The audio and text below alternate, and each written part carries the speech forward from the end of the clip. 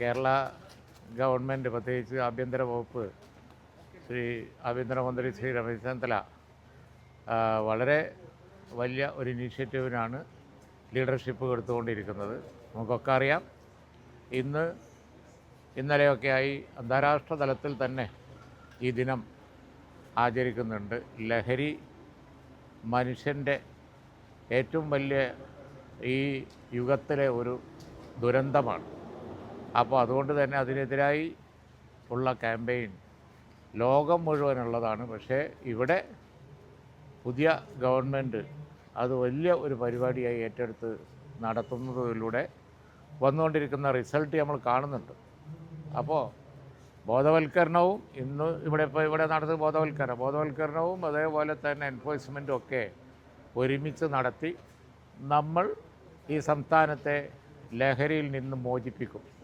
യാതൊരു സംശയവും വേണ്ട. ദൃഢനിശ്ചയം ചെയ്ത ഒരു മൂവ്മെൻറ്റായി അത് ഗവൺമെൻറ് മുന്നോട്ട് പോകുന്നു. ആഭ്യന്തര വകുപ്പ് അതിന് ലീഡർഷിപ്പ് കൊടുക്കുന്നു.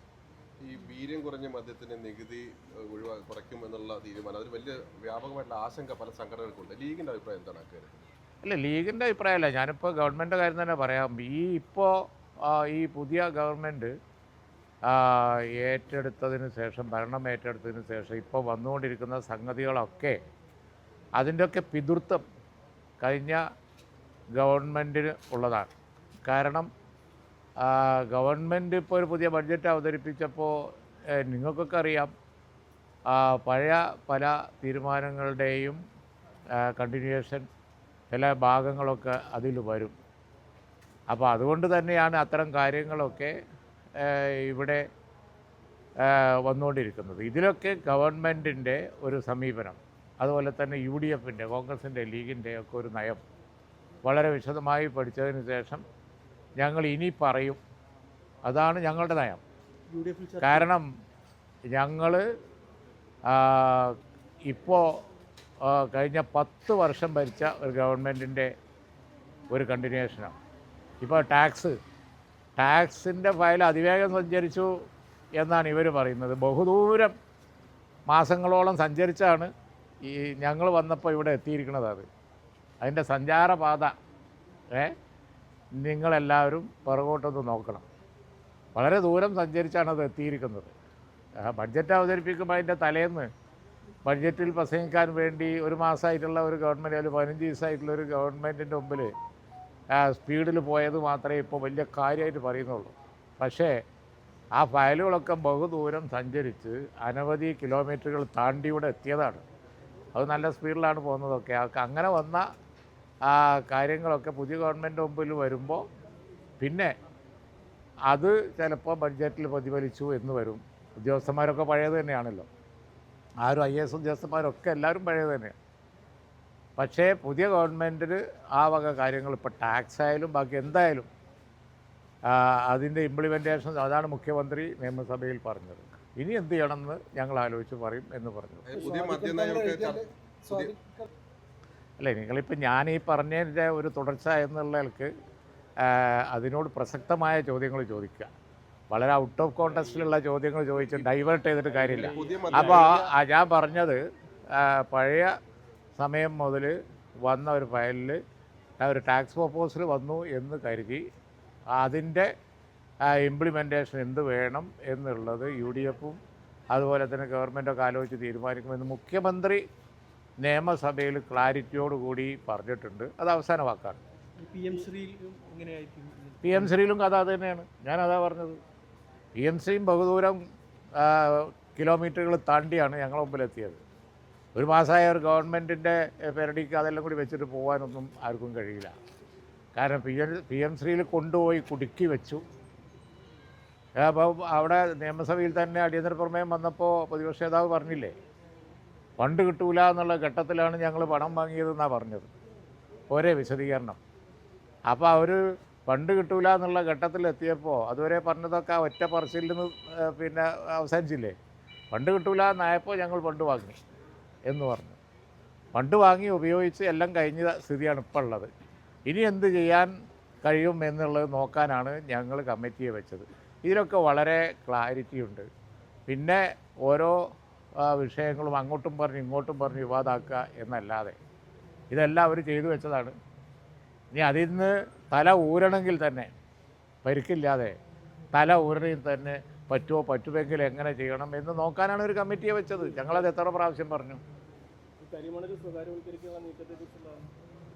അങ്ങനെ ഒരു നീക്കം തന്നെ ഇല്ല. മനസ്സിലാക്കേണ്ടത് കരിമണൽ സ്വകാര്യവൽക്കരിക്കാനേ സാധിക്കില്ല. It is reserved for public sector. അത് ഇനി അങ്ങോട്ട് പറ്റേയില്ല.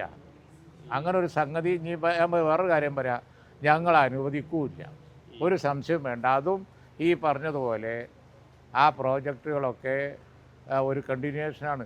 ഞങ്ങളത് വിശദമായി നോക്കിയിട്ട് ഇതിൽ സ്വകാര്യവൽക്കരണത്തിൻ്റെയോ അല്ലെങ്കിൽ പുതിയ ഖനനത്തിൻ്റെയോ വല്ല പഴുതുമുണ്ട് എങ്കിൽ അത് നടപ്പിലാക്കൂല.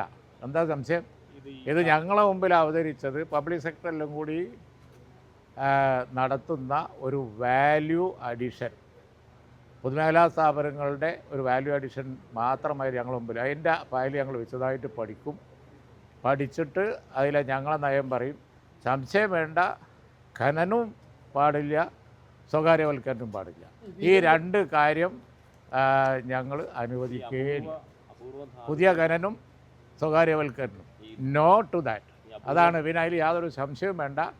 മാത്രമല്ല, ഞാൻ ഉറപ്പിച്ച് പറഞ്ഞത് 2012 ഉമ്മൻചാണ്ടി ഗവൺമെൻറ് വന്നതിന് ശേഷം, 2003 കഥ ശരിയാണ്, 2012 ഉമ്മൻചാണ്ടി ഗവൺമെൻറ് വന്നതിന് ശേഷം ഞങ്ങൾ സ്വകാര്യവൽക്കരണമോ ഖനനോ അനുവദിച്ചിട്ടില്ല. ഇടയ്ക്കുണ്ടായ സംഭവങ്ങളൊക്കെ കൂടി ഞങ്ങളെ പെരടിക്ക് വെക്കണ്ട. ഞങ്ങൾക്ക് പുതിയ ഖനനം, ആലപ്പുഴ തീരമേഖലകളിലൊന്നും പുതിയ ഖനനത്തിന് പറ്റൂല. ഞങ്ങൾ ഒരു സംശയവും വേണ്ട, പുതിയ ഖനനവും അത് സ്വകാര്യ മേഖലയ്ക്ക് കൊടുക്കലും, ഈ രണ്ടും ഉണ്ടാവില്ല, ഉറപ്പ്. ഇപ്പോൾ വെച്ചിരിക്കുന്ന MOUനെ പറ്റിയൊക്കെ പത്രങ്ങളിൽ, മലയാള മനോരമയിലൊക്കെ പിന്നെ ലേഖനമായിട്ട് വന്നിരുന്നു. ഞാനത് സൂക്ഷ്മമായിട്ട് വായിച്ചപ്പോൾ എനിക്ക് തോന്നി ഞങ്ങളത് മുഴുവനൊന്ന് എടുത്തു നോക്കണം എന്ന് എനിക്ക് തോന്നി. കാരണം കുറച്ച് കാലമായിട്ട് നടക്കുന്ന ഒരു ചർച്ചയും എഗ്രിമെൻറ്റും ഡീലും MOU ഒക്കെയാണത്. അതിനെ സംബന്ധിച്ച് ഡീൽ ചെയ്യാൻ മറ്റൊരർത്ഥത്തിലൊന്നുമല്ല പറയുന്നത് കേട്ടോ. എന്തുതന്നെയാണെങ്കിലും ശരി, ഞങ്ങളത് വിശദമായിട്ട് പഠിച്ചിട്ടല്ലാതെ ഒരു ഇഞ്ച് മുന്നോട്ട് പോകില്ല. കാവൽ മന്ത്രിസഭയുടെ സമയത്ത് പറഞ്ഞു. അല്ല, അതാണ് ഞാൻ പറഞ്ഞത്. കഴിഞ്ഞ ഗവൺമെൻറ്റിൻ്റെ കാലത്ത് ഇത് സംബന്ധിച്ച് നടന്നതൊക്കെ ഞങ്ങളെടുത്ത് നോക്കും. ഇതിനിടയ്ക്ക് ഞങ്ങളെ മുമ്പിൽ ഒരു MOU സൈൻ ചെയ്യുന്ന വിഷയം വന്നു. MOU സൈൻ ചെയ്യാൻ ഞങ്ങൾ കൂട്ടാക്കിയിട്ടില്ല. പുതിയ ഗവൺമെൻറ്റിനെ പഠിക്കാൻ സമയം കൂടി എല്ലാം പഠിച്ചതിന് ശേഷമേ പറയുള്ളൂ. ഒരു കാര്യം ഞാൻ ഉറപ്പിച്ച് പറയുന്നു, അതല്ലേ എല്ലാവരുടെയും ആശങ്ക. അത് ഇവിടെ ദൂരീകരിച്ച് തരാം. സ്വകാര്യവൽക്കരണവും ഉണ്ടാവില്ല, പുതിയ ഖനനവും ഉണ്ടാവില്ല. മദ്യം വിൽക്കാൻ പാടില്ല എന്ന് തന്നെയല്ലേ ലീഗിൻ്റെ നയം? ഒരു ചോദ്യം തന്നെ ആവർത്തിച്ചുകൊണ്ടിരിക്കണ്ട. UDFൻ്റെ നയം ഞങ്ങളൊക്കെ ഒന്ന് തന്നെയാണ്. ലീഗ് എന്നും ഇത് തന്നെയുള്ളൂ. അതിമേലൊരു ട്വിസ്റ്റിന് വേണ്ടി ഇല്ല. നല്ല സ്ട്രൈറ്റ് അല്ല, അതൊക്കെ നല്ല സ്ട്രൈറ്റായിട്ട് ഞാൻ പറഞ്ഞ മറുപടിയിലുണ്ട്. പുതിയ ഗവൺമെൻറ് ഒരിക്കലും തന്നെ കഴിഞ്ഞ ഗവൺമെൻറ്റിൻ്റെ അത്തരം ഞങ്ങൾ വിമർശിക്കപ്പെട്ട പാളിച്ചകളൊന്നും നടപ്പിലാക്കില്ല. ഞങ്ങളെല്ലാം നോക്കിയിട്ട് തന്നെ ചെയ്യുള്ളൂ. മദ്യം സംബന്ധിച്ച് ഞങ്ങളെ നയം വളരെ ക്ലാരിറ്റി ഉള്ളതാണ്. അത് ഞങ്ങൾ ചർച്ച ചെയ്ത് UDF ചർച്ച ചെയ്ത് അതിൻ്റെ കാര്യങ്ങൾ പറയാം. UDFൽ ലീഗും ഉണ്ട്. ലീഗ് ആ കാര്യം നല്ലപോലെ നോക്കും. ഞങ്ങളൊക്കെ പാർട്ടിയുടെ നയം നല്ലപോലെ നോക്കുന്ന കൂട്ടത്തിലാണ്. അല്ല, അത് വേറൊരു കാര്യം പറഞ്ഞു എന്നാണ് എൻ്റെ ഓർമ്മ. ഞങ്ങൾ സംസാരിച്ചുകൊണ്ടിരിക്കുകയായിരുന്നു. ആ സബ്ജക്റ്റിനെ കുറിച്ചാണ് അദ്ദേഹം പറഞ്ഞതെന്നാണ് എൻ്റെ ഓർമ്മ. അപ്പോൾ അതിൻ്റെ ഇടയിൽ ചോദ്യം വന്നപ്പോൾ അത് എണീറ്റെന്ന് ഉത്തരം പറഞ്ഞ് ഇരുന്നതിന് ശേഷം എന്നോടുള്ള സംസാരം തുടർന്നതാണെന്നാണ് എൻ്റെ ഓർമ്മ. ആ വിഷയം തന്നെ അല്ല എന്നാണ് എൻ്റെ ഓർമ്മ. ഞങ്ങൾ സംസാരിച്ചുകൊണ്ടിരിക്കുന്നതായിരുന്നു. ഒരു കാരണവശാലും നമുക്കത് വേണ്ടെന്ന് പറഞ്ഞത് വേറൊരു സബ്ജക്റ്റ് ആയിരുന്നു എന്നാണ് എൻ്റെ ഓർമ്മയെന്നാണ് ഞാൻ പറയുന്നത്. ബാക്കി എനിക്കറിയില്ല. മുറിഞ്ഞുപോയ സംസാരമാണ്. മുറിഞ്ഞ സംസാരമാണ്. അത് ഉടനെ ഞങ്ങൾ ഇവിടുത്തെ വാർത്തയാക്കി നോക്കും. അല്ലാതെ അത് കുട്ടനാട് MLAയോടെ എല്ലാം ഏറ്റവും ചുരുങ്ങിയത് എനിക്കെങ്കിലും അറിയാം. വേറെ ലോകത്തിനെ പറ്റിക്കാൻ, എന്നെ പറ്റിക്കാൻ പറ്റില്ല.